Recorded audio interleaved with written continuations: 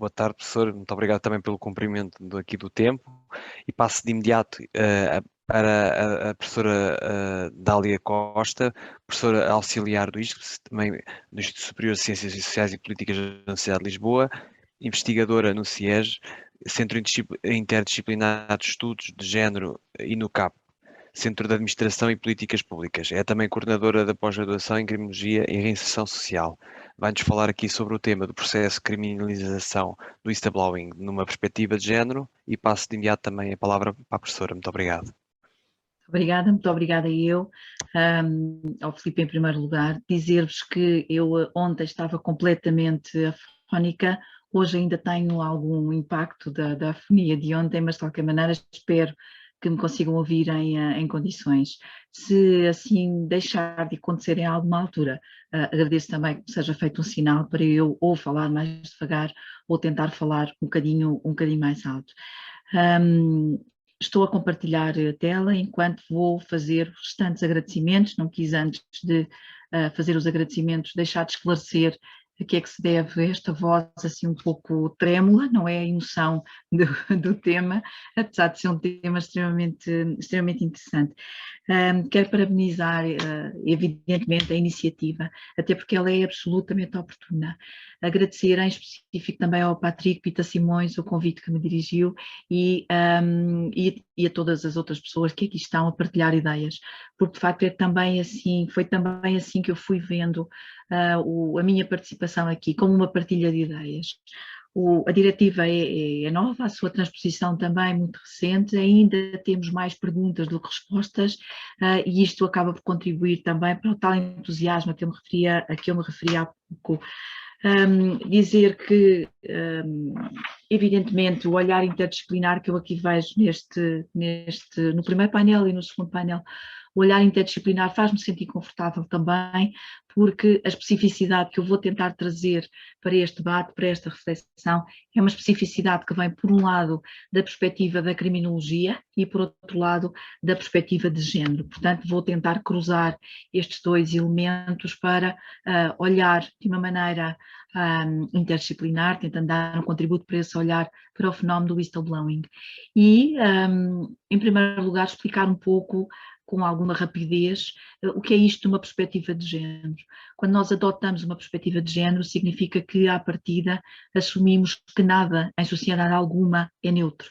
Nem a legislação, nem as políticas públicas, nem as organizações, nem o modo como as sociedades reagem aos fenómenos.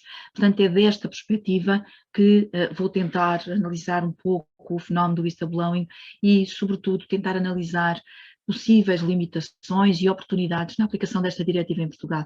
Este é o objetivo que eu assumi aqui como desafio.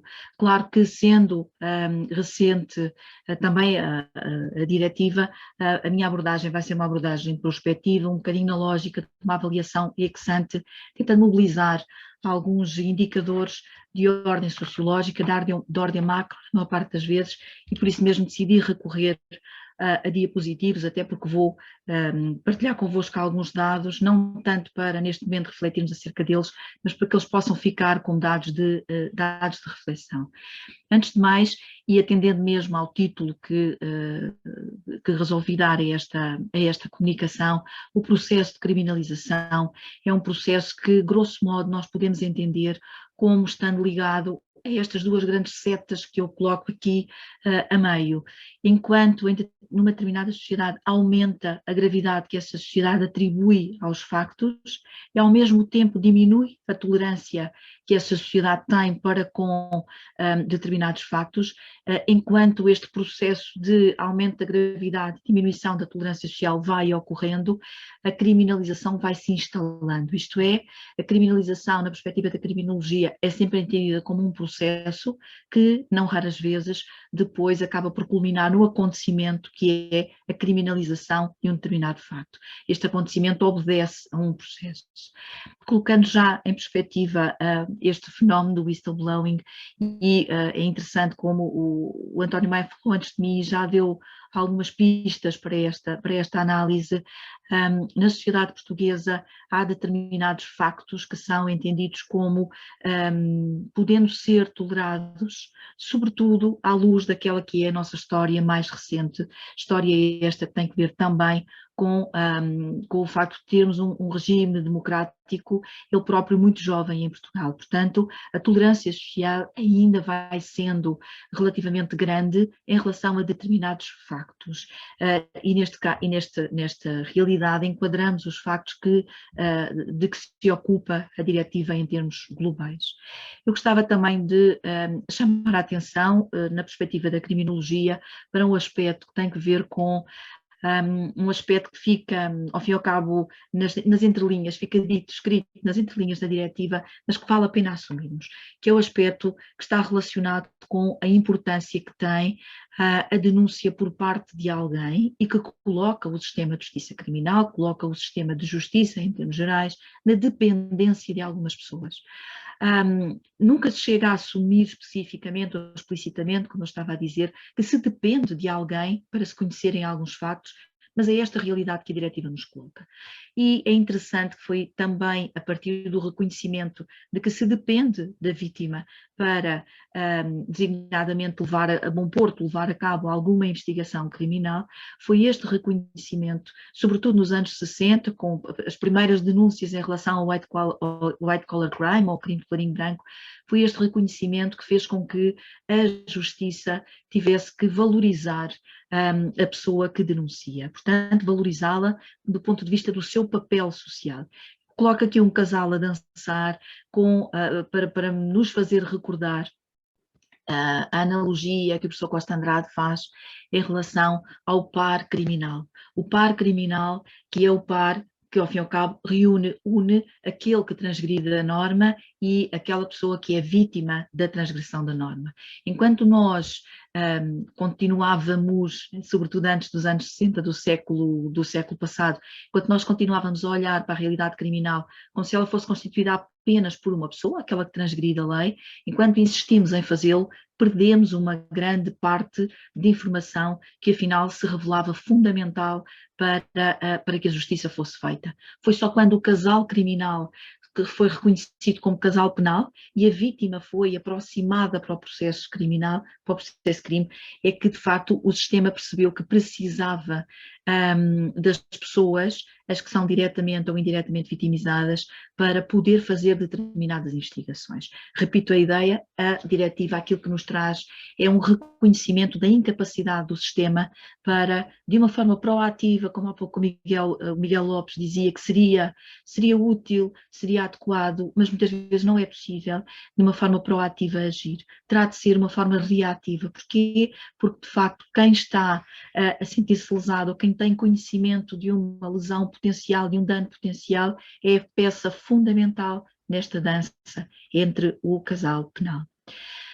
A pessoa que denuncia, na realidade, é, como tento ilustrar através daquela imagem, a pessoa que tem um apito pendurado ao pescoço, pode denunciar, tem acesso privilegiado a factos, é efetivamente verdade, porém pode não ter conhecimentos, nomeadamente se esses factos correspondem a crimes, designadamente se esses factos, ao serem denunciados, o vão colocar a si próprio numa situação de ainda maior vulnerabilidade. Portanto, aquilo que se coloca é a análise deve ser, dizendo de outra maneira, deve ser colocada ao nível não da possibilidade de denunciar, mas sim da tomada de decisão. Passar do apito pendurado ao pescoço para o pegar no apito e tomar a decisão, eu agora vou pôr a boca no trombone, como muitas vezes nós dizemos, em semelhança a esta imagem do whistleblowing. Portanto, a tomada de decisão, na maior parte das vezes, é orientada por duas perspectivas. A perspectiva racional e a perspectiva moral.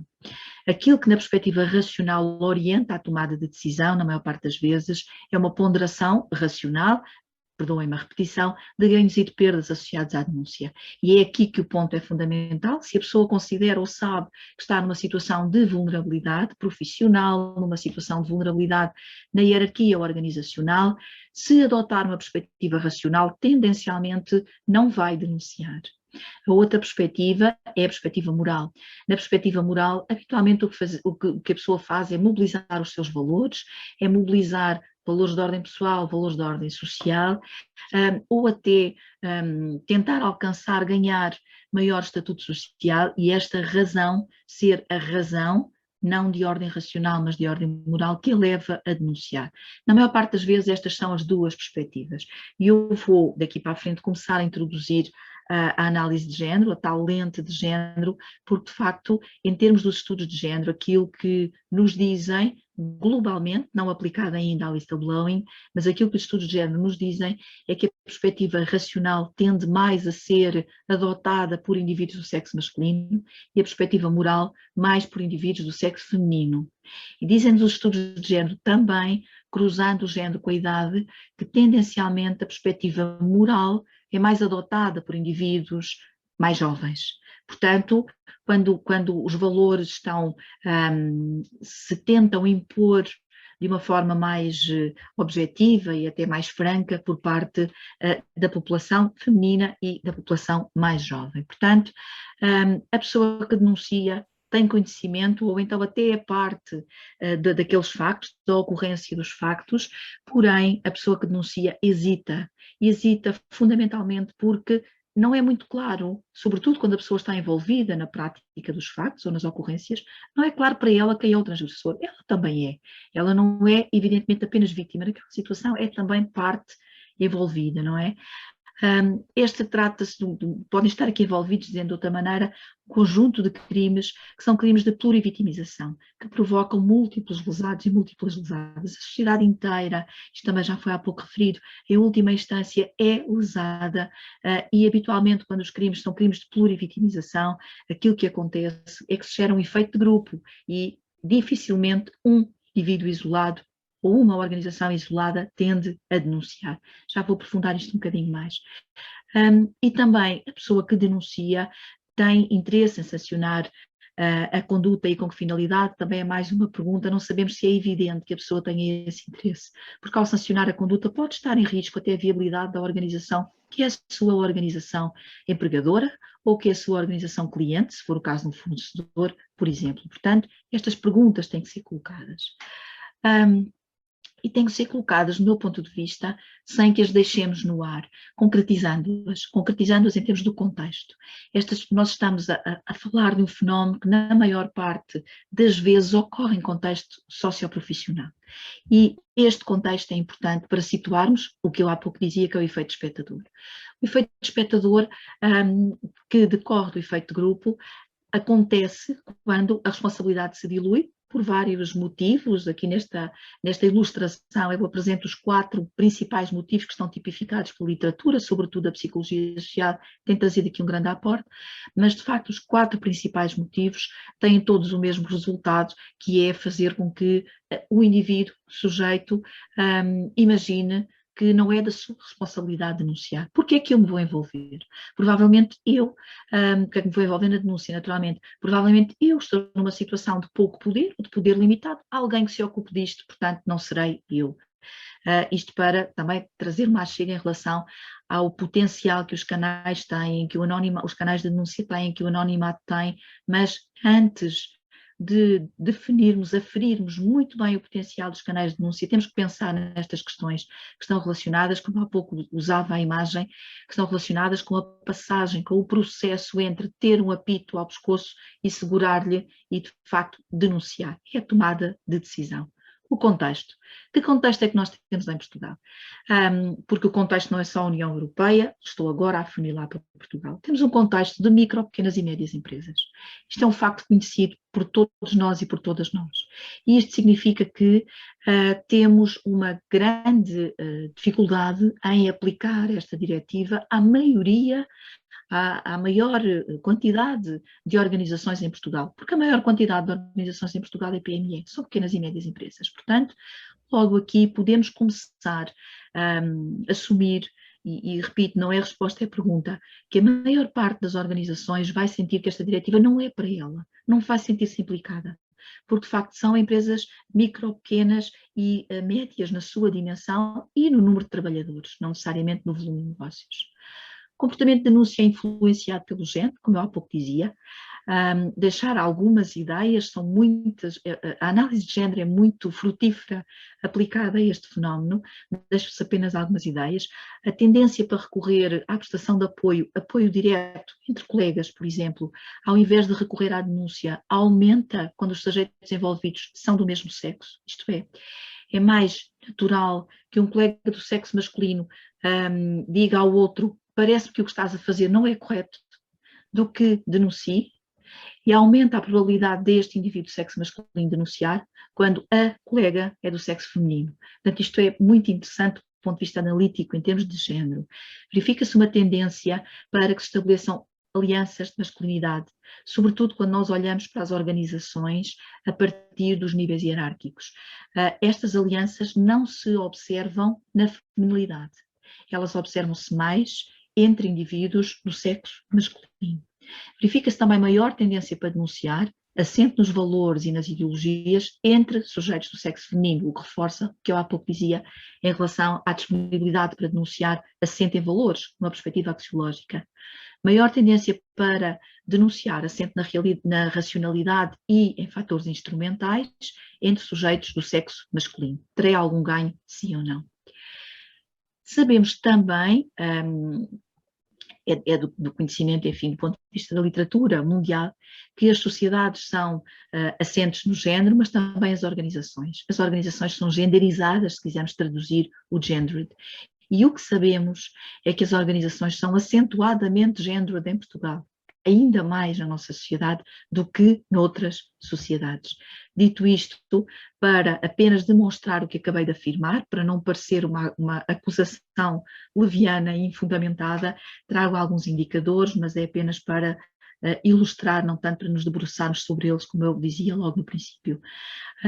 As organizações são genderizadas e também os setores da economia. Conforme vemos, a maior proporção de indivíduos do sexo masculino tem emprego em empresas do mercado, enquanto a maior parte da massa trabalhadora feminizada é empregada pelo Estado. E isto novamente nos obriga, pelo menos na minha perspectiva, a não imaginarmos que a diretiva é neutra e que se vai aplicar da mesma maneira a todas as organizações. Temos organizações do setor público, organizações do setor privado, estas por sua vez são genderizadas, portanto temos talvez de começar a pensar neste fenómeno, acerca deste fenómeno, olhando mais para a sua filigrana e não para a barra de ouro na generalidade. Portanto, o fenómeno não é global, o fenómeno tem todos estes recortes que eu, com esta comunicação, também espero poder começar, enfim, partilhar convosco as minhas dúvidas e começarmos a pensar acerca desta filigrana, destes recortes.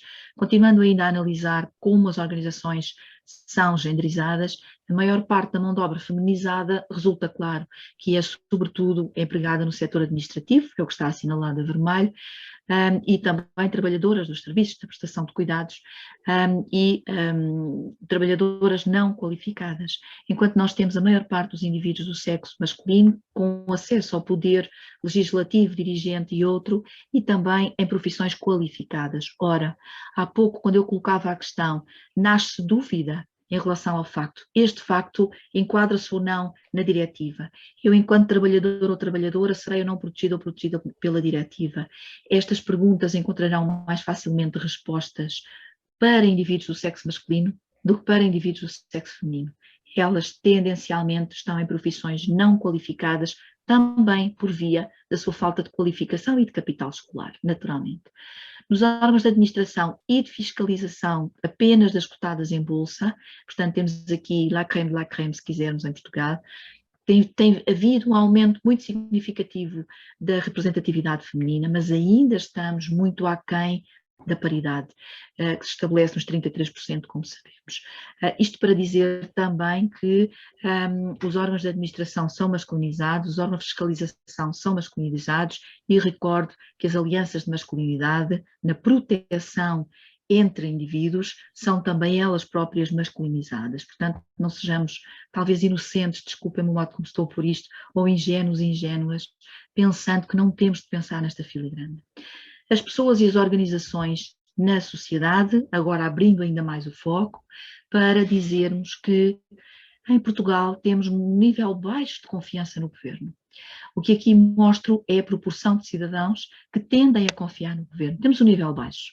Não estamos sozinhos nem sozinhas no espaço europeu, andamos, na maior parte das vezes, em grande paridade com a Irlanda e com a Itália. São os nossos principais parceiros na falta de confiança no governo.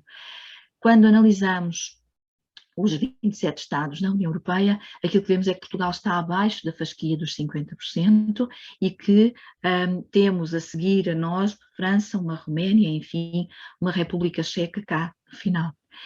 Analisando agora outro indicador, que é o indicador de confiança na justiça, temos também em Portugal níveis tendencialmente baixos de confiança na justiça e muito hesitantes, baixos num padrão de tendência longo e também hesitantes. Dizer que aquilo que a literatura nos diz é que este indicador, o nível baixo de confiança na justiça, é mais grave para uma sociedade do que o nível baixo de confiança nos governos, porque os governos cumprem legislaturas e a justiça mantém-se. E os governos tendem a influenciar o modo como a justiça vai funcionando, mas de qualquer maneira não têm uma influência tão grande, tão profunda como isso tudo. Novamente os nossos parceiros cá estão, são os mesmos, a Itália e a Irlanda, se bem que a Irlanda conseguiu descolar, de certa forma, a partir, sobretudo, da crise económico-financeira que também nos assolou. Novamente, analisando os vários Estados-membros, a confiança na justiça, os 50% estão marcados na sociedade francesa e Portugal aqui está mais próximo daquilo que é a falta de confiança maior na justiça, onde nós vemos uma Bulgária com 23%, portanto o limite é na sociedade búlgara. Estes dados são muito recentes, não tenho estado a fazer referência, mas são dados de 2021. Percepção da confiança nas decisões dos tribunais e da sua competência, nós também não confiamos. Portanto, denunciar, e sim o princípio do direito ao bom nome, e sim todas as acusações que podem vir por injúrias, e sim, como há pouco também nos recordava, designadamente o professor Alexandre Pinheiro, a justiça é muito demorada e o cidadão e cidadã não confia na competência da justiça também por causa disso. Vejam onde Portugal se encontra e que estados é que nós temos, neste caso, à nossa direita. Confiança na polícia. Podemos ficar um bocadinho mais aliviados e aliviadas, agora é pena que não esteja aqui também o professor Maia, o meu colega, porque de facto em Portugal tendemos a confiar um pouco mais na justiça, mas vou já destruir esta informação, mas a percepção da frequência com que a polícia toma decisões justas e imparciais, vejamos onde está Portugal, de facto não temos a noção, abaixo da Polónia, não temos confiança na polícia, mas temos a sensação, a percepção de que não toma decisões lá muito justas, nem lá muito imparciais. Percepção da corrupção judicial e da polícia, Portugal também figura numa situação que tem de ser cuidada. Tudo isto, qual foi a minha lógica de mobilizar todos estes indicadores, sobretudo de ordem sociológica, para nós refletirmos? A lógica é pensarmos, a diretiva não chega a uma sociedade neutra, a diretiva chega a esta sociedade, que em traços largos estou aqui a tentar esboçar que sociedade somos nós, que desconfia da justiça, que desconfia do governo, que desconfia das oportunidades, porque o objetivo aqui era analisar as oportunidades e analisar as maiores ameaças em relação à aplicação desta diretiva e à sua franca implementação, e implementação de facto em Portugal, das oportunidades. Na sociedade portuguesa há uma tendência para diminuir a iliteracia jurídico-legal. Esta é uma tendência forte, apesar de não ser uma tendência muito robusta. É forte porque se mantém ao longo dos anos, mas é muito lento este processo de iliteracia jurídica, de diminuição da iliteracia jurídico-legal e da diminuição da iliteracia em geral. A tendência para aumentar a qualificação dos gestores e das gestoras de empresas. Há alguns estudos, como nós sabemos, que nos dizem que a qualificação, capital escolar, capital cultural, de quem tem funções de gestão em Portugal, de empresas e de empresas públicas também é baixa. Portanto, esta tendência para a qualificação é uma oportunidade que às tantas é promissora na implementação de facto desta diretiva. o possível bench learning em relação aos códigos de boa conduta nos casos de assédio. Portanto, os casos de assédio no local de trabalho deram lugar, como nós sabemos também, à obrigatoriedade de existência de um código de boa conduta para empresas com 7 e mais trabalhadores ou trabalhadoras, e de facto nós temos aqui a possibilidade de aprender alguma coisa com esta experiência que é anterior. A tendência para acolher nas práticas diretrizes supranacionais, tendencialmente vou usar uma linguagem muito pouco académica, muito pouco adequada, mas tendencialmente o que vem de fora é muitíssimo bem acolhido pela sociedade portuguesa, portanto ainda bem que a diretiva vem de fora, é europeia. Tendência para a igualdade de género de facto, e não apenas de intenção, de compromisso, para a igualdade de género na sociedade e nas organizações. E isto pode ajudar-nos a corrigir algumas situações que aqui eu tentei ilustrar, diagnosticar, em que a sociedade e as organizações em Portugal perdem por não terem ainda igualdade de género. Não consegui encontrar em tempo útil nem com grande fiabilidade, também falta de confiança nos dados, já agora, dados em relação às hotlines, às whistleblower hotlines que existem em Portugal. Estas são as duas que estão mais assumidas. Seria muito interessante, eu não ponho de parte esta oportunidade de vir a investigar de forma mais aprofundada, fazer uma análise de género em relação a quem já tem vindo a denunciar a estas duas organizações. Análise de género que não é apenas uma análise que pretende, isto mesmo a terminar, não é apenas uma análise que pretende perceber o que é que homens fazem e o que é que mulheres fazem. Isto não é uma análise de género, isto é uma análise que separa as pessoas em função do sexo. Uma análise de género é uma análise muito mais complexa, muito mais da filigrana, como eu lhe chamei desde o princípio, que correlaciona o género com a idade, o género com a idade e as qualificações académicas, com a posição que a pessoa ocupa, posição profissional, de vulnerabilidade profissional dentro de uma organização, se está a recibo verde, se tem um contrato a tempo incerto, enfim. Todos estes aspectos fazem parte de uma análise de género e eu tenho pena de não trazer resultados analíticos, de colocar mais questões do que respostas, mas parece-me que é um momento das perguntas, é um momento das perguntas, desculpem-me terminar assim, não inocentes, o momento das perguntas não ingênuas, o momento das perguntas reconhecendo que sociedade somos, que empresas temos, que organizações temos, melhor dizendo, e a partir daqui imaginar o que é que podemos esperar da aplicação efetiva desta diretiva. Uma diretiva que não tem uma aplicação de facto não nos serve para muito. Muitíssimo obrigada pela vossa atenção, espero que esta voz um pouco irritante não vos tenha irritado e Patrick, muito obrigada, se tivermos outra oportunidade para refletirmos aí sim, já vão conhecer uma voz mais segura, diferente desta que hoje vos dei a conhecer. Muito obrigada uma vez mais, obrigadíssimo. Muito obrigado também. O Filipe também está prestes, aliás, o Filipe já teve que se ausentar. E neste sentido, eu queria agradecer muito à professora Dália. Foi uma apresentação muito, muito útil, pelo menos para mim, enquanto investigador. Acho que tem uma abordagem muito interessante, muito diferente daquela que temos vindo a estar habituados sobre este tema. Não demorando, gostaria de apresentar então a doutora Patrícia. Eu infelizmente também agora não tenho aqui a minha cábula para a apresentação completa, mas sei que é, e se eu disser alguma coisa errada, peço que depois me corrija. É licenciada em Psicologia, é psicóloga da Escola Superior de Tecnologias da Saúde de Lisboa, ESTZEL, do Instituto Neste caso do Politécnico todo, do Serviço de Saúde Ocupacional. Sim. Ou seja, do Serviço de Saúde Ocupacional, que está sediado na Escola de Tecnologias da Saúde, mas que é do todo o Instituto Politécnico de Lisboa.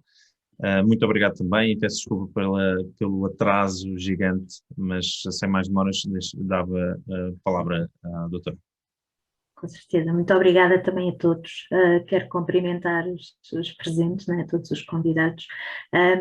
Tem sido de facto bastante interessante estar aqui a ouvir-vos. Agradecer também o convite feito pelo Patrick Pita Simões em participar. E como então falar um pouco sobre estas questões dos efeitos psicossociais e pegando no trabalho que tenho efetuado no Serviço de Saúde Ocupacional, quero referir, e creio que se calhar alguns de vós já poderão ter um pouco esta ideia, esta sensibilidade. A gestão dos riscos psicossociais, de facto, também é aqui uma área, um fenómeno bastante recente, que tem tido uma visibilidade e um crescimento nos últimos anos. Um pouco no alinhamento da Agência Europeia para a Segurança e Saúde no Trabalho, com as suas campanhas de construção de locais de trabalho saudáveis e a gestão do stress entre 2014 e 2015, começou a surgir aqui também essa necessidade e uma aplicação de uma diretiva europeia para o enquadramento legal em Portugal, de se começar também a avaliar os riscos psicossociais nas nossas instituições, nas nossas empresas, enfim, na nossa sociedade. E esta avaliação dos riscos psicossociais, à semelhança da aplicação desta diretiva, estamos a falar, e de muitos outros fenómenos, é efetivamente e tem sido um desafio para as organizações, porque implica, de várias perspectivas, mas implica um olhar e um atuar sobre todos aqueles aspectos que estão ligados à concepção, à organização, à gestão do trabalho, que não os riscos físicos, que não outro tipo de riscos, como também olhar para o contexto relacional e social. E ao olhar e ao fazer essa avaliação, consoante os riscos que possam e são detectados, desenvolver estratégias e encontrar estratégias específicas de intervenção e de minimização desses riscos, e trabalhando muito aqui o conceito da prevenção. Isto, se calhar um bocadinho à semelhança do que todos vós já falaram um pouco. Eu creio que este aspecto da avaliação de riscos psicossociais na nossa sociedade também tem vindo a implicar uma necessidade de algumas mudanças nas pessoas, na sociedade, mudanças a nível das mentalidades e dos modos de agir por quem está nas empresas e nas organizações. Fazendo aqui a ponto, né? Pegando aqui no que realmente interessa, que é a questão do whistleblowing, creio que o principal risco, o principal risco psicossocial que está inerente para com os denunciantes é efetivamente a questão da retaliação e o possível fenómeno do assédio moral que surja a partir daí, e com essa questão, com esse processo de retaliação, com essa questão do assédio moral, que felizmente também já está a ter, junto com os riscos psicossociais, alguma visibilidade para se começar a trabalhar as questões do assédio moral e da violência nos locais de trabalho. Como podem imaginar, estamos aqui a falar de efeitos na saúde e na vida das pessoas bastante impactantes, não é? Esta retaliação, este assédio moral está demonstrado que tem efeitos ao nível do stress, ao nível de quadros de ansiedade, de burnout e de depressão.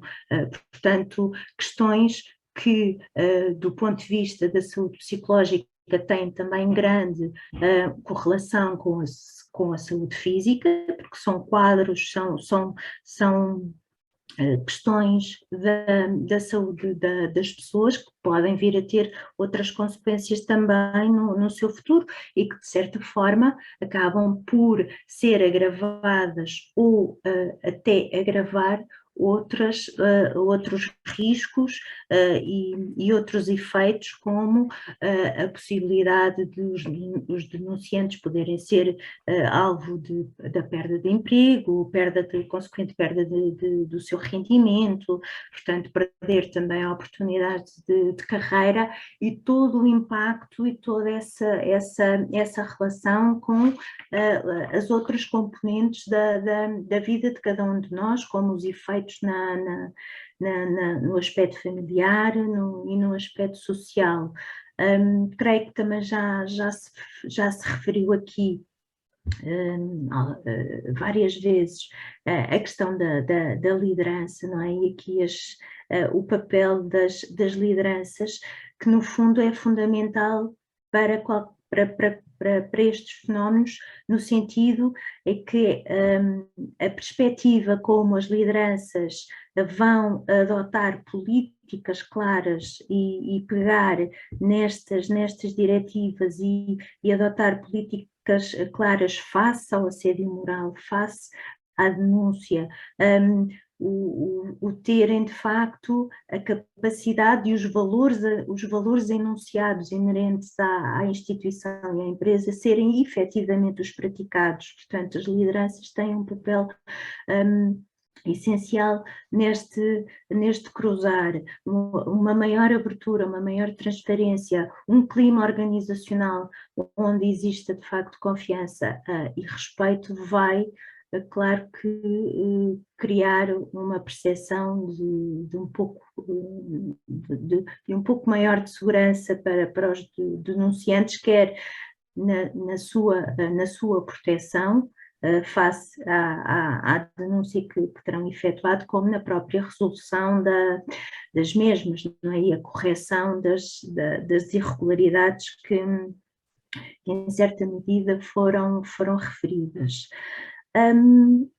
Como podem imaginar, e eu comecei por referir que isto ainda é a avaliação dos riscos psicossociais ainda está a fazer o seu caminho, né? E está agora a procurar furar e a desenvolver um impacto nas instituições e nas empresas, simultaneamente as metodologias para a avaliação desses riscos psicossociais também agora têm o desafio de contar com a avaliação deste fenómeno, ou perceber de que forma é que podem também trabalhar nesse sentido.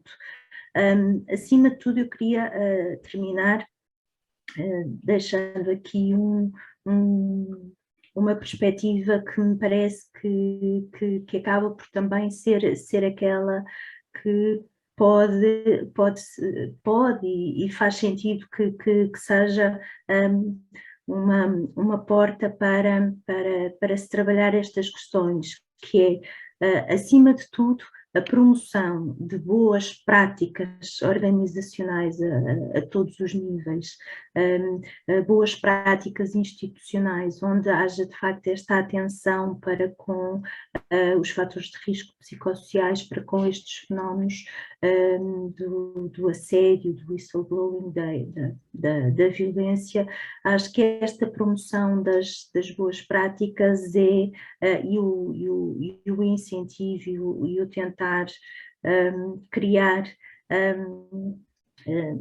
demonstrar os custos efetivos e muitas vezes não só sociais como também económicos que estes fenómenos têm para a sociedade, acho que é capaz de ser um aspecto essencial e algo que nomeadamente, o trabalho que a Ordem dos Psicólogos tem feito neste incentivo e nesta sensibilização para a construção de locais de trabalho saudáveis é importante, e assim também começarmos a minimizar estes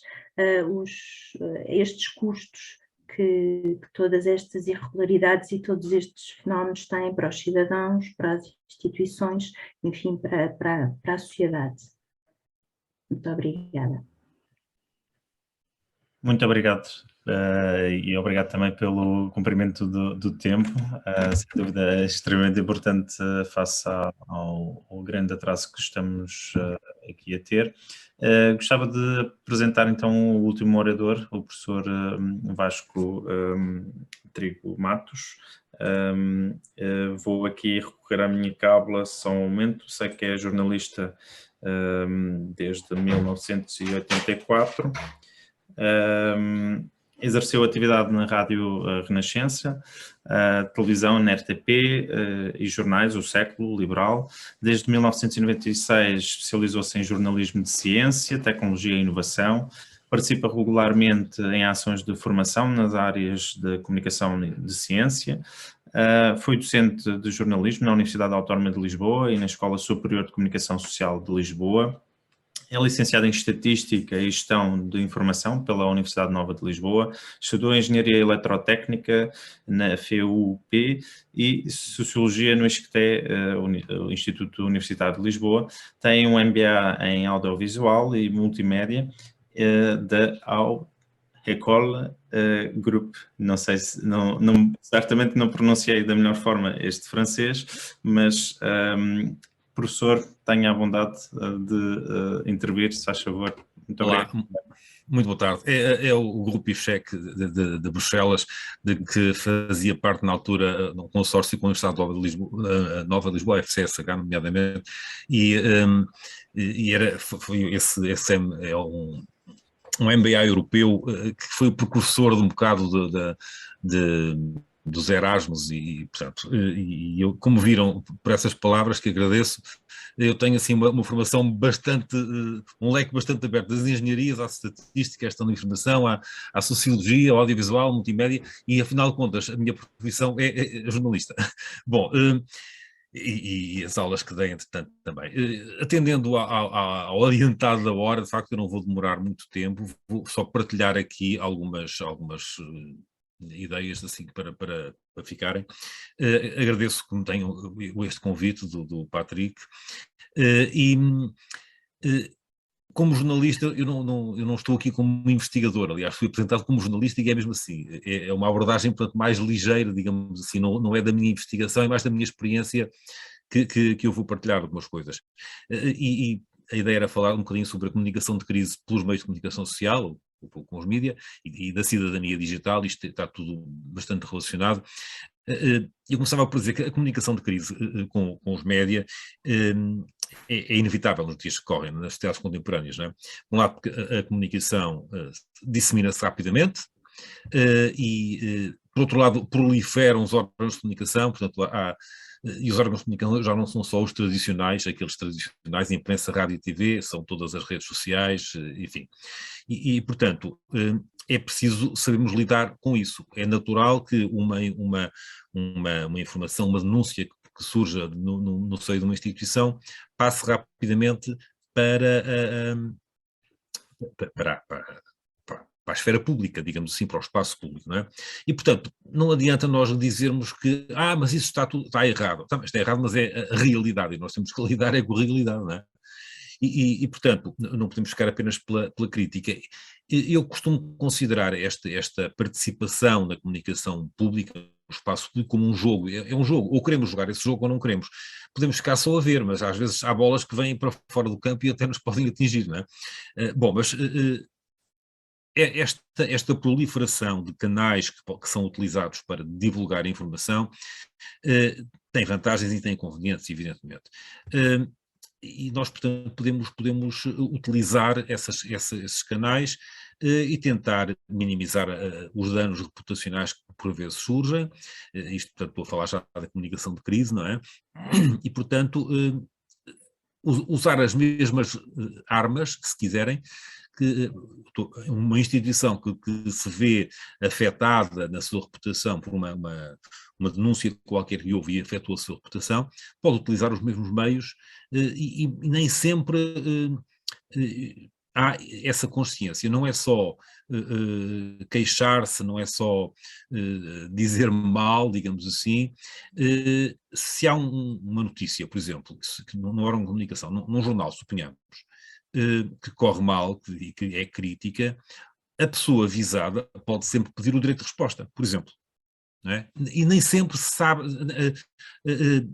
isso não é, muitas vezes as pessoas não sabem que podem utilizar essa ferramenta. Podem-se queixar aos provedores do leitor, por exemplo, no caso em que existe provedor de leitor. O leitor, quem diz do leitor, diz do ouvinte ou do telespectador. É claro que nem todos os órgãos de comunicação têm essas figuras, não é? Depois nós temos que perceber também que, e percebemos que uma notícia que é nociva para uma instituição também é nociva para os colaboradores dessa instituição. Não é só a instituição em si, porque se me dissessem, trabalhas lá numa empresa que faz isto ou faz aquilo, não é? E eu fico mal visto e não gosto, e se calhar se o 2 para amanhã for para outra empresa, este vem daquela empresa que fazia isto ou aquilo, se calhar também esteve metido naquilo. E portanto, acho que tem que haver esta consciência de que não é os patrões contra os empregados. Eu não sou muito a favor dessa luta de classes, esse tempo para mim já lá vai, e portanto é importante, dá-me ideia, que seja entendido que o trabalhador, o denunciante nesse caso, pode ser também é afetado. Depois, ainda sobre uma notícia que sai, uma notícia nociva para a reputação, ela pode resultar de uma denúncia, sim senhor, mas também pode resultar da investigação jornalística.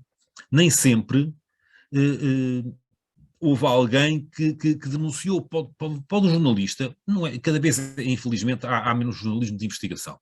E a própria investigação pode ser a sequência de uma denúncia. Mas pode haver também um jornalista que se lembre, aquela empresa tem feito isto, tem tido esta atitude, porquê é que eles farão isto? E vai começar a investigar. Portanto, não tem necessariamente que ser, a empresa não tem que pensar, houve aí alguém, houve aí um bufo, como foi utilizada há bocado a expressão, pode não ser. E depois é claro que o jornalista vai procurar, e o jornalista precisa de fontes.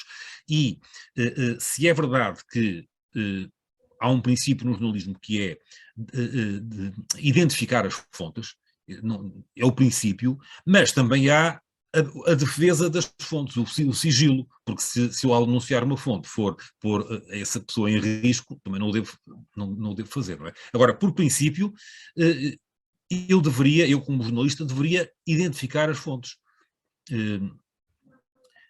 Portanto, há aqui, não é preto e branco isto, não é? A lei protege de facto o sigilo, mas essa proteção também só deve existir se for para não prejudicar a fonte, não é? E ao fim e ao cabo isto remete-nos para questões éticas portanto, e depois quem é que deve ser responsabilizado por uma opinião, por uma informação falsa, não é? E já não falo nas fake news, porque isso aí já vou falar um bocadinho sobre isso. Mas a responsabilidade de uma notícia é sempre do jornalista. E o jornalista, por isso é que o jornalista tem que assinar, ou deve assinar o artigo que faz. E o jornalista, se tiver um comportamento ético, só faz uma denúncia ou só divulga uma informação se tiver fundamentos para isso. Acontece sempre assim, se calhar não. Ok, os erros cometem-se em toda a parte e em todas as profissões. Mas isto é o que devia ser, era isso. E, portanto, não podemos tirar à partida conclusões de que ele está a fazer aquilo porque está a ser pago por alguém.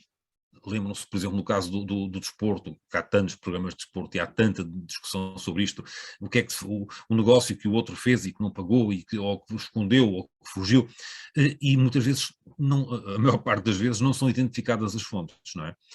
Porque se calhar, em alguns casos, não há fontes. Em alguns casos, se calhar, aquela informação não é verdadeira sequer, pura e simplesmente. Mas, enfim... Como eu dizia, utilizarmos as instituições utilizarem as mesmas armas, os mesmos canais, utilizarem, por exemplo, as redes sociais. Se há uma denúncia qualquer, uma informação que não é verdadeira, eu estou mais preocupado com essas que não são verdadeiras, não é? Se não é verdadeira e se foi publicada num órgão de comunicação, eu tenho aqueles mecanismos que já falei há pouco. Se for numa rede social, instituição, também tenho a minha presença nas redes sociais. É claro que deve-se usar sempre isso. Se calhar não, às vezes mais vale a pena não dizer nada, desvalorizar, às vezes. Mas isto é caso a caso, cada caso é um caso.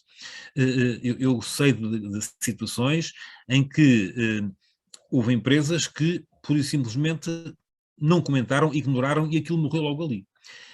Depois depende se os jornalistas são mais chatos, desculpem o termo, ou não. Porque um erro que se comete às vezes há uma denúncia, Por exemplo, o caso agora da pandemia da Covid e das vacinas.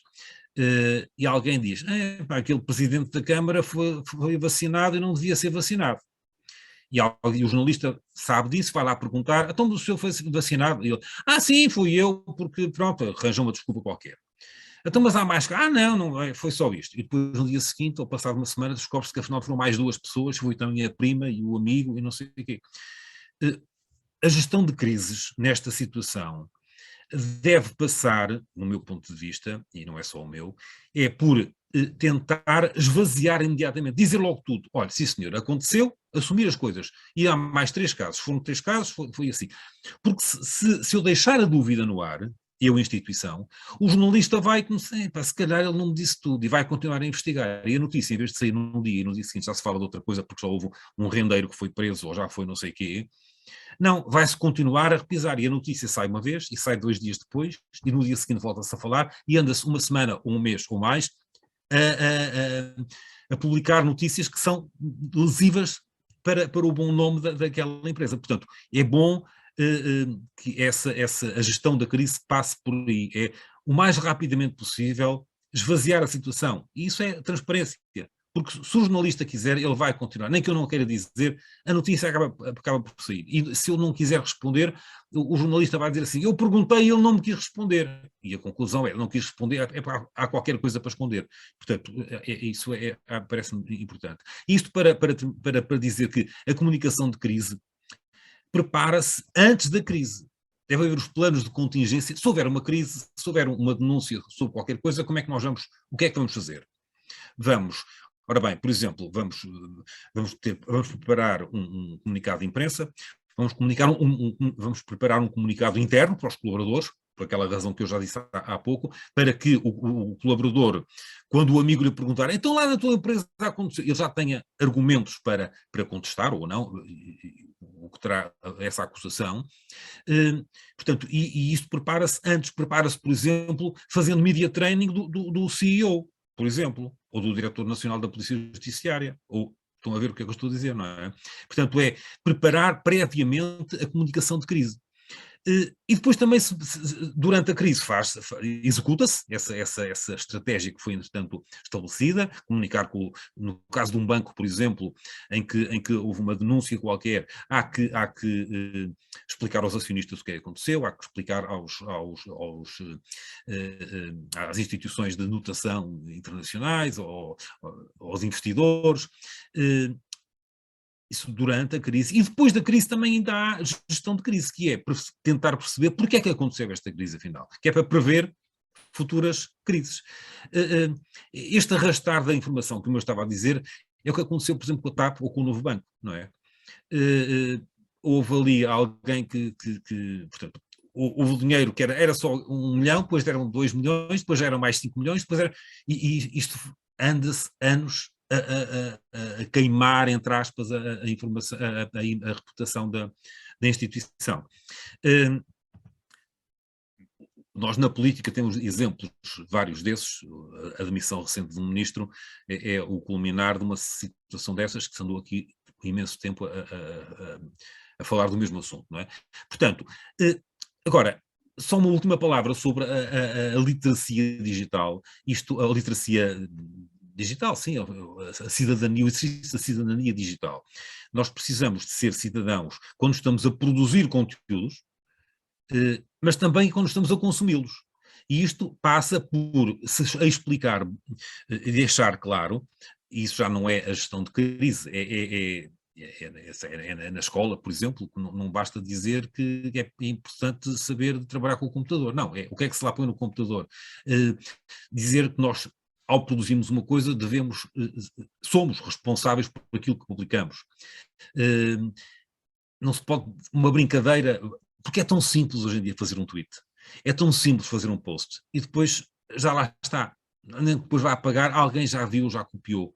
E, portanto, esta formação em cidadania digital para os cidadãos poderem, de facto, usar positivamente e de forma interessante para ele e para a sociedade, utilizar as tecnologias digitais, penso que é uma coisa que falta na formação e que deve ser o mais cedo possível, porque ao fim e ao cabo é tão cedo que as pessoas, que os jovens, que os miúdos utilizam as tecnologias digitais. E não pode ser por brincadeira, deixa cá fazer isto. Deixa cá pôr aqui uma brincadeira, acusar alguém de fazer uma coisa. Eu até sei que ele não fez, mas é uma brincadeira, é tão simples, é uma brincadeira. Depois eu digo, não.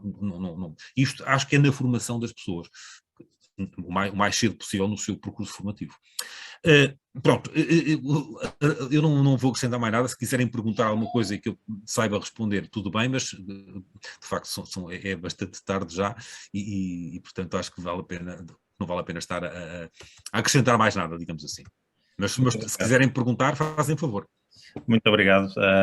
Até curiosamente estamos na hora que é conhecida por ser mais noticiosa, não é? A hora do telejornal. Vamos lá ver o que é que nos espera os telejornais hoje. Exatamente. Muito obrigado. Entretanto, também fui tentando responder. Eu aqui algumas questões muito pertinentes com a Filipa e gostava de aproveitar aqui uma questão que também eu tenho essa dúvida e aproveitava aqui a presença também do professor Miguel Viegas, se tem conhecimento do porquê, da razão de as medidas de proteção dos denunciantes. Há uma que prevê que não deve haver retaliação, ou pelo menos há aqui uma questão de proteção da entidade patronal da pessoa que denuncia, com uma previsão de 2 anos. Tem presente se debateram, se tem presente esta questão da durabilidade das garantias, não é? Eu não vou provavelmente responder a isso, mas queria só...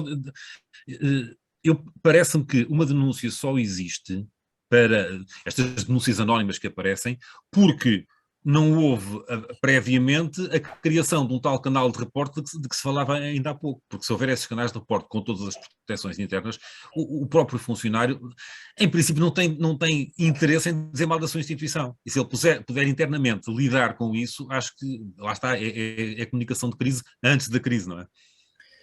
Sim, e agora peço desculpa, professor Miguel, queria fazer aqui também um contraponto em relação ao que o professor Vasco mencionou, que é a questão de anonimização e versus confidencialidade. Se nós não sabemos quem é a pessoa, é muito difícil conseguirmos proteger, não é?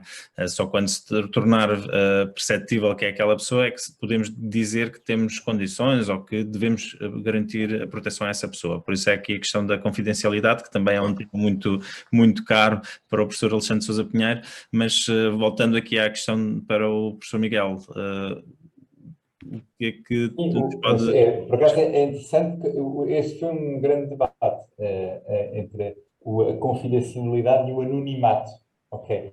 E sobre isso, por acaso, eu fiquei amigo do Antoine Deltour, que foi o que lançou o LuxLeaks, escreveu aqui numa publicação que realizámos aqui há uns anos, com participação de muitos que aqui estão, um texto sobre esta questão. Ele elabora aqui um texto pomogente, porque é escrito na primeira pessoa de quem viveu esta questão.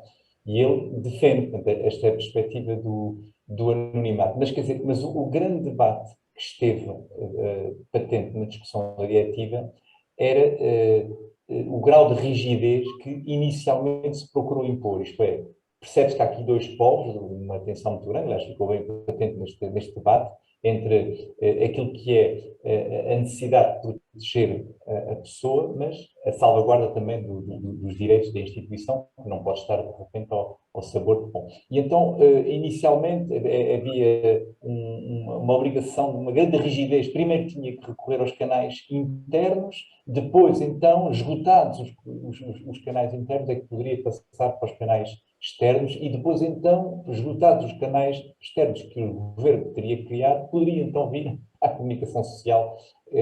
Era assim, bom, isto não houve consenso, acabou por não haver consenso, então há uma formulação, mais ou menos, genérica, que permite tudo, desde que se prove a boa-fé do denunciante.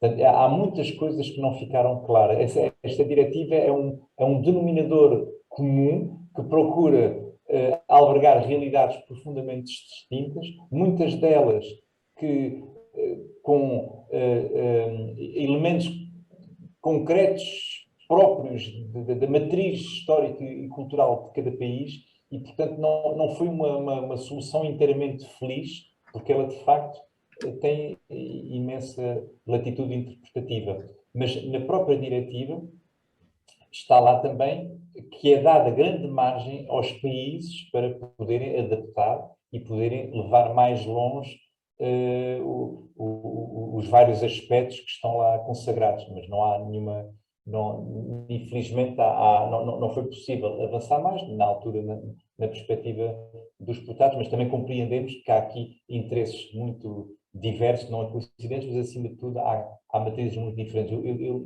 dizia só apenas isso, quer dizer, há países, não é, que de facto valorizam muito o espírito de grupo, a lealdade.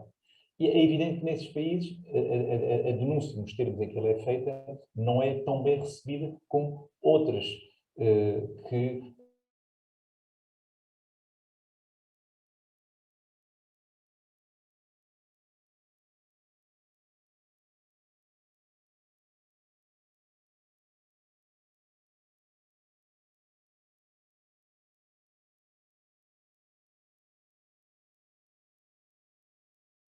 Só interromper, eu só quero dizer uma coisa na sequência do que o Pedro estava a dizer. Boa noite a todos. A nossa dúvida, ou pelo menos a dúvida que eu também tenho, é relativamente ao prazo de 2 anos, que está estipulado no texto final aprovado de transposição da diretiva, em que se presume, portanto, há uma inversão do ônus da prova, em que se presume que aqueles atos são considerados atos de retaliação. E nós gostávamos, em primeiro lugar, eu como criminalista vejo isto de forma muito perigosa, porque a confidencialidade ou a identificação do denunciante, caso o processo prossiga para o tribunal, vai essencialmente acontecer, e portanto, com certeza que após a investigação já passarão 2 anos. Por outro lado, gostaríamos de saber o que é que motivou estipular apenas 2 anos. E porque não o Patrick, que estávamos aqui a discutir, que a Lei 19/2008, por sua vez, consagra 1 ano. E porque não 3?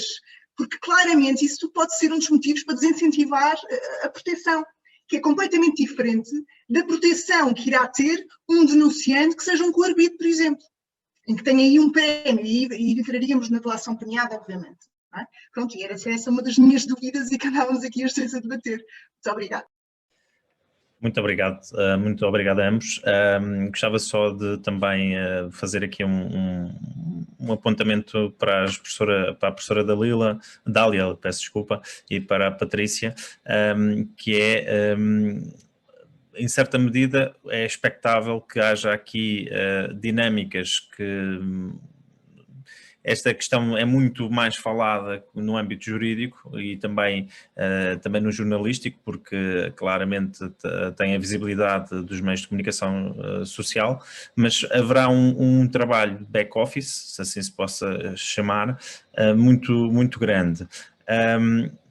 Entendem que há aqui condições também para se relançar a dimensão social, e até face ao contexto que nós atualmente vivemos, se há aqui mais um propósito, e não é que seja um propósito por, vá lá, guerra de protagonismo, mas sim um bom momento também para se falar de outras questões sociais, psicossociais, de integração da pessoa que denuncia, da pessoa que é denunciada, que pode a sua identidade ser revelada, e também do próprio responsável pelo tratamento das denúncias, que por sua vez também é uma pessoa que terá de lidar tanto com quem denuncia como quem é denunciado, e muito provavelmente não conseguirá nem agradar, como se costuma dizer, a gregos e troianos.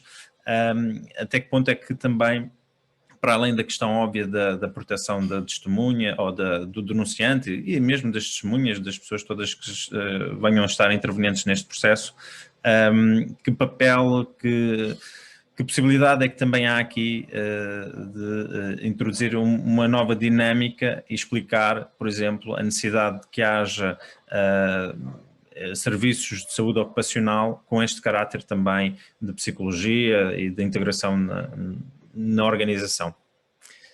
Não sei, talvez começaria pela professora Dália e depois poderia a Patrícia também para intervir.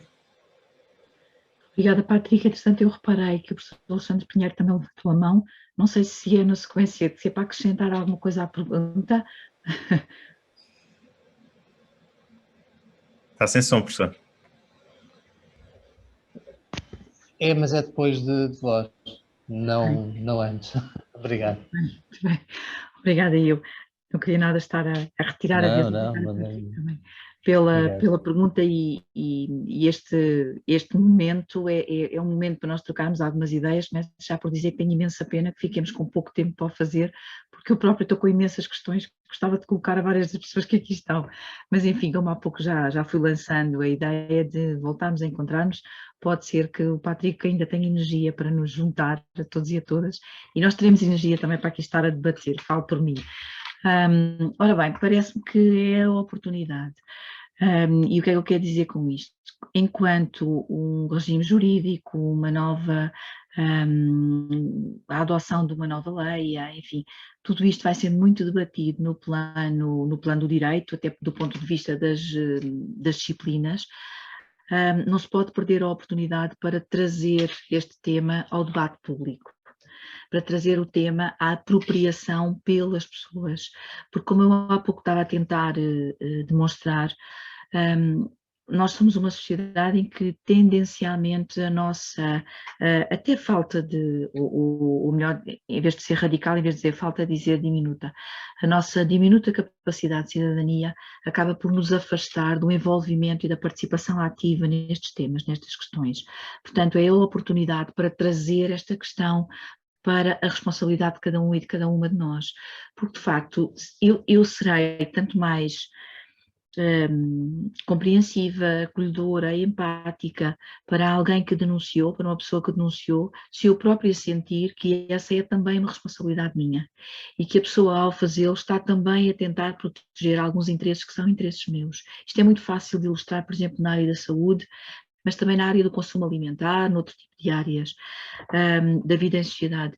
E, de facto, passando por este registro de um raciocínio menos jurídico, mais difícil de concretizar, trazendo o discurso para um raciocínio muito mais material, muito mais concreto, é capaz de ser a oportunidade, como eu estava a dizer, para o fazer. E adenso esta ideia apenas com mais uma outra que tem que ver com aquilo que já foi possível ser ganho em Portugal no plano da igualdade e, em particular, na prevenção do assédio moral e sexual no local de trabalho.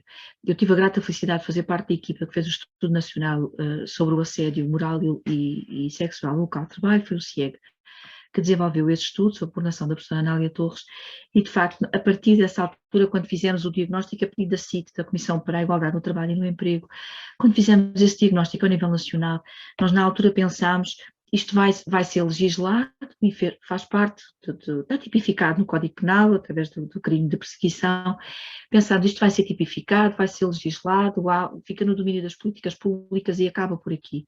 Mas de facto não, houve a oportunidade, com o apoio fundamental dos meios de comunicação social, houve a oportunidade de dar lugar a debate público.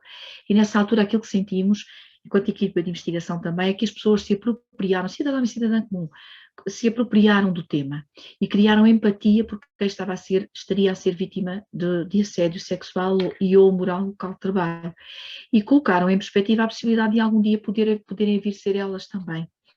Portanto, isto é uma aprendizagem, uma lesson learned que nós trazemos desta questão do assédio em Portugal, é muito recente e que me parece que não podemos perder e de facto aplicá-la agora a este nível. Por isso é que eu comecei por dizer a oportunidade. Já sabemos mais ou menos como fazer, mas de facto tem que se trazer o debate para o nível do social, como o Patrick estava a sugerir, e não ficar um debate apenas ao nível do jurídico, que as pessoas não, ou do político, que as pessoas não se identificam por cidadão médio, cidadão e cidadã comum, não se identificam tanto com esse tipo de debate, até porque ele apela ao raciocínio abstrato e não apela ao raciocínio material. Apela a alguém que é um alguém abstrato também e não alguém que posso ser eu amanhã, quer a beneficiar da denúncia feita por outrem, quer até a ter de denunciar para benefício de outrem. De facto, a questão que há pouco o Miguel Viegas colocava é muito interessante. As sociedades mais individualistas, em termos da sua organização, aquelas onde a coesão social tende a ser menor, são também sociedades onde a denúncia tende a ter muito mais resistências, naturalmente. Portanto, o procurar estimular a coesão social é algo que se faz no plano do social e não no plano do jurídico. Portanto, este debate faz parte, é um debate social e não é só de todo um debate jurídico. Muito obrigado. Sim, concordo, reitero inteiramente tudo o que a professora Dália referiu, e de facto o que se tem começado a trabalhar ao nível do assédio moral e da violência no local de trabalho é um bom ponto de partida.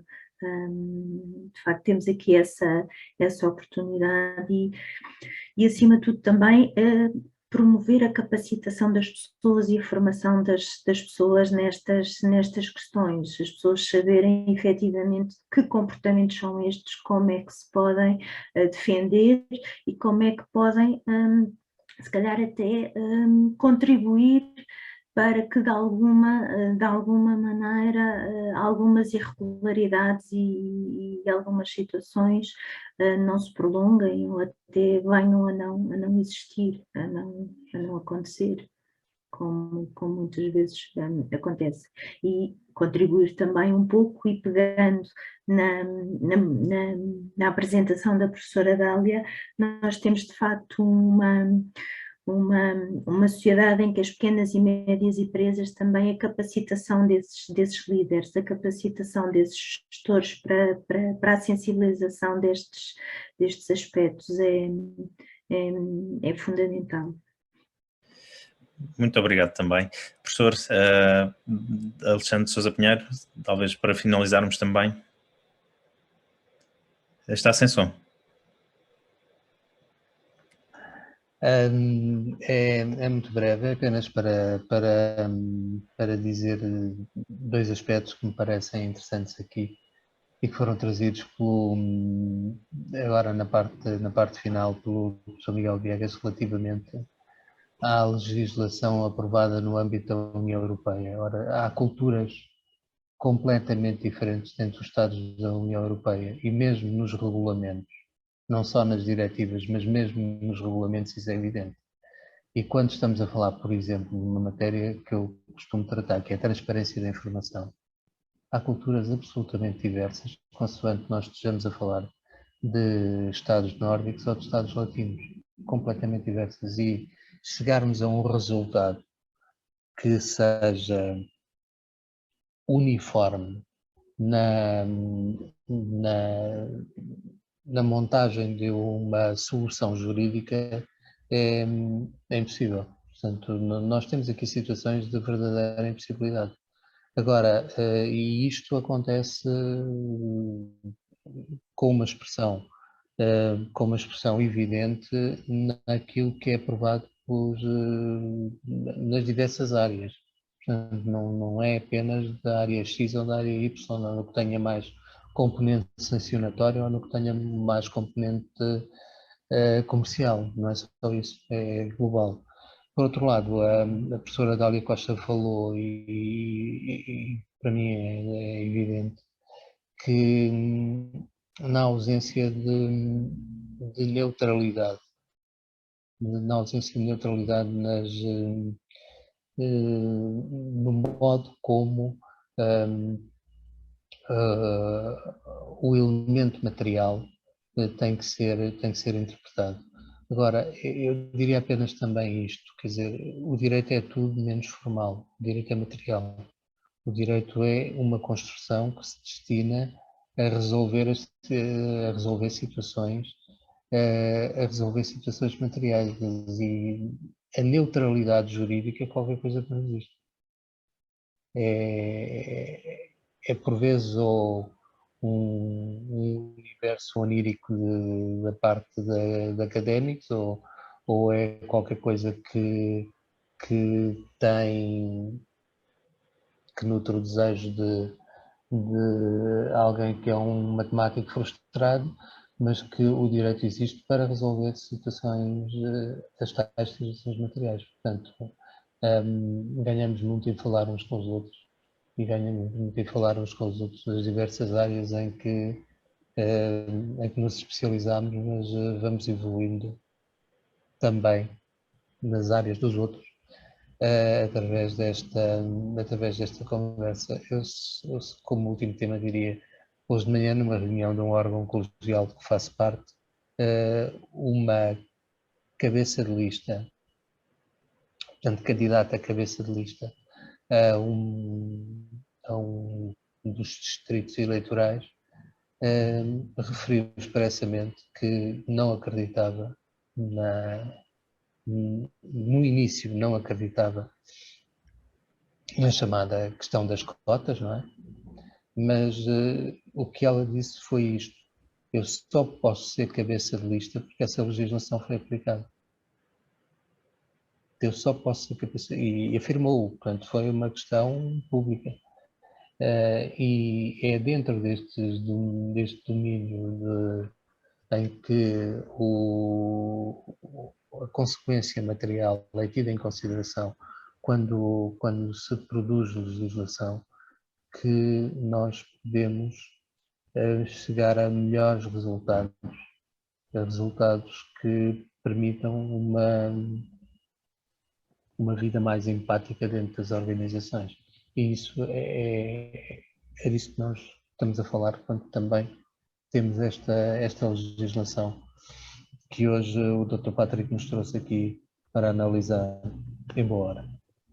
Muito obrigado, falando na boa hora. Está na hora, efetivamente, de darmos por encerrado este webinar. Muito obrigado a todos pela resiliência de alguns que estão aqui, que desde o início estiveram.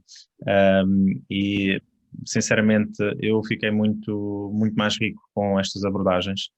Concordo plenamente com o que o professor Alexandre Sousa Pinheiro disse.